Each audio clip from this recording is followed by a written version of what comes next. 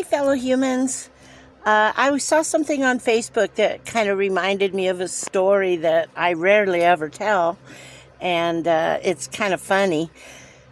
Over in Louisiana, I was a birthday clown, to make extra money.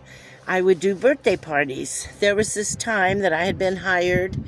It was off of Highway 10, probably by Baton Rouge somewhere like that. It was so many years ago, I don't remember. Anyway, I'm in full clown mode, have everything on, and all of a sudden, I have a cop car behind me with lights going on. And I went, alrighty, I wonder what I did. So I pulled over, and the cop comes up to me, totally unfazed that I'm in total clown everything. And he says, I didn't know the rules back then, and back then the rules don't apply to Louisiana anyway, whatever the rules are. You do what the cop tells you, or you might become alligator bait. Let's just say that. So he asked me to get out. I had a van. He asked me to get out of the van. I did. I stood there, and so we went around the front of the van. I said, may I ask you why you stopped me? And he said, well, no, wait, I did ask him that. I said, Yak, may I ask you why you stopped me? And just the minute I got that out of my lips, I look over, and here come two more cop cars, right? And one's a canine unit. I've never been in trouble in my life. I don't even get tickets, nothing. So I'm standing out there in full clown.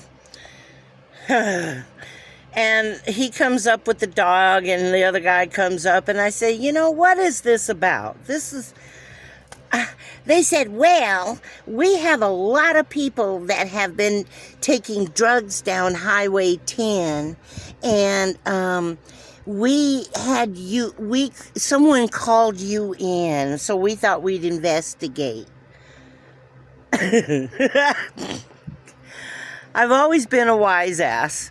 And I looked at him and I said, if I was going to do drugs and take them cross line or whatever you think I'm going to do you honest to God think that I would dress like a clown in order to not fit in or to fit in? Or why do you think I did that? And he said, well, see, that's just the thing, he says. That's something you'd think we'd let it go. And I said, well, I'll tell you what. Here is the phone number. I just left a birthday party I did an hour with over there and did animal balloons and all this. Give them a call and we'll talk. In the meantime, because this is before cell phones, so he goes back to the car, and in the meantime, the drug dog went around my van and never sat down, so life was good for that part. And so while I'm standing out there, I go get my balloons, and I'm standing there. I said, how many kids you got? And he said, this many, that many, whatever.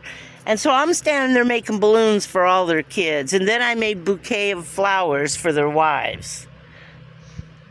Yes, I can't make this shit up.